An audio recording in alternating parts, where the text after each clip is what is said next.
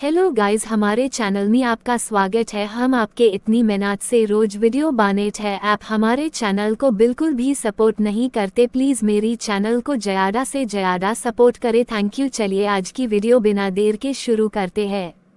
हे आथा आयुष और इसकी की स्टोरी में आगे क्या होने वाला है, चलो मैं तुम्हें आगे की स्टोरी सुनाता हूँ। हाँ तो स्टार्ट करो ना।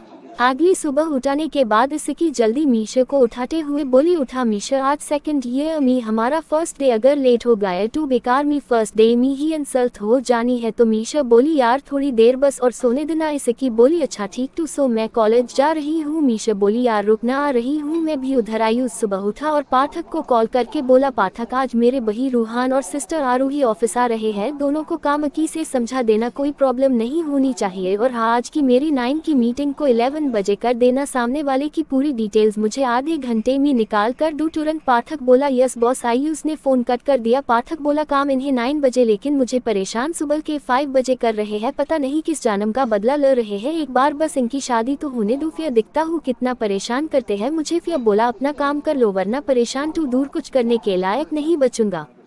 फिर मीशा और इसकी कॉलेज के लिए निकल गई। फिर आयुष ऑफिस के लिए रेडी होकर नीचे हॉल में कॉफी पी रहा था। तभी ईशा कॉलेज रेडी होकर जा रही थी। तो आयुष बोला, तुम मेरे साथ कॉलेज जा रही हो, चलो। ईशा चुपचाप कामी बैठे हुए मैन में बोली, पता नहीं यार क्या परेशानी है भाई को मुझसे। जिसने भी मेरी शिकायत भाई से की है ना, मैं तो उससे बिल्कुल भी छोड़ने वाली नहीं। थोड़ी देर में कॉलेज आ गया। आयुष बोला, ईशा अपनी क्लास जाओ। शायद ईशा बोली, हाँ भाई। फिर आयुष कॉलेज के डीन के रूम में जाकर थोड़ी देर कुछ बातें करता है और साइड से होते हुए एक बार ईशा को देखकर ऑफिस को जाने लगा। वही मीशा अपने दोस्तों के साथ थोड़ी बातें करने लगी। तो इसकी कॉलेज की क्लास में जाने लगी। वो बार बार मीशा को भी देख रही थी। तभी उसका पैर मट गया और वो गिरने वाली थी। तभी उससे सामने से किसी ने कमर से पकड़ लिया और अपनी तरफ खींच लिया। उसने धीरे से सामने देखा तो सामने आयुष था। वो इसकी को बिना किसी भाव के दिख रहा था। उससे दिखकर इसकी उससे दूर होने को हुई तो उसके पैरों में फिर से दर्द हुआ और वो गिरने लगी। आयुष ने फिर से उससे कमर से पकड़कर अपनी तरफ खींच लिया। चूंकि क्लासेस स्टार्ट हो चुकी थी तो वहाँ कोई भी नहीं था। तभी आयुष इसकी को अपनी गोद में उठा लिया। तो इसकी बोली, ये क्या कर रहे हो, तुम कौन हो, छोड़ो मुझे, तुम मुझे आयशे उठा नहीं सकते। उसकी बातें सुना तो आयुष उससे बिना देखे बोला, चुप रहो वरना मुंह बंद करके ले जाऊंगा, समझी। ये सुना तो इसकी चौंकते हुए बोली, हेलो मिस्टर, छोड़ो मुझे, मुझे तुम्हारे साथ कहीं नहीं जाना। ये सुना तो आयुष ने उससे छोड़ दिया, जिससे वो फर्स्ट दर्द की वजह से खड़ी भी नहीं हो पा रही थी। वो धीरे धीरे क्लास की तरफ जा रही थी। तभी आयुष फिर से उससे अपनी गोद में उठा लिया और बोला, चुप, अब एक और बार कुछ मत बोलना वरना मुझसे बुरा कोई नहीं होगा। ये बोलकर वो इसकी को कॉलेज के मेडिकल रूम में ले जाकर छोड़ दिया और बोला, आप जब ठीक हो जाओ तो जो करना हो करो। और फिर वहाँ नर्स बोला, इससे टैक्टिक मत जाने देना जब तक ठीक ना हो जाए। और नर्स बोली, यस।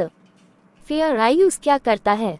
फिर आयुष ऑफिस जाता है। वही वो अपनी मीटिंग देखने चला जाता है और वही पाठक रूहान और आरूही को सारा काम बता देता है और वो दोनों अपना काम करने लगे। वही इसकी को आप दर्द से थोड़ा आराम हो गया था तो वो मीशा को कॉल करके मेडिकल रूम में बुला लेती है और फिर उसके साथ हॉस्टल में आगी। मीशा ने उसके लिए थोड़ा खाना लाए और उससे खिलाकर आराम करने के लिए भेजे दिया और खुद भी सोने आ गई। ईशा जब घर आई तो रूम में जाते ही अपने बेड पर गिर गई। वही रूहान और आरूही भी आकर लेट गए। दी ईशा बोली, पता नहीं दी किसने मेरे खिलाफ भाई को शिकायत की है, भाई तो मेरे पीछे ही पैद गए है, पता आज तो साथ में कॉलेज भी गए। दी आरूही बोली, तुझे सिर्फ तेरी चिंता है, यहाँ तो आज ऑफिस में जो उन्होंने मेरी और रूहान की जो बाइंड बजाई वो तो तुम चोट भी नहीं सकती। ईशा बोली, क्या करे, भाई की तो कोई गर्लफ्रेंड भी नहीं है जो हम उनसे बचा सकती है, पर उनके गुस्से को देखकर तो सब भाग जाती है और जो नहीं भगती वो उनका बुरा हाल भाई खुद कर देते हैं। रूहान बोला, यार कुछ तो करना पड़ेगा वरना हम ऐसी टॉर्चर होना होगा।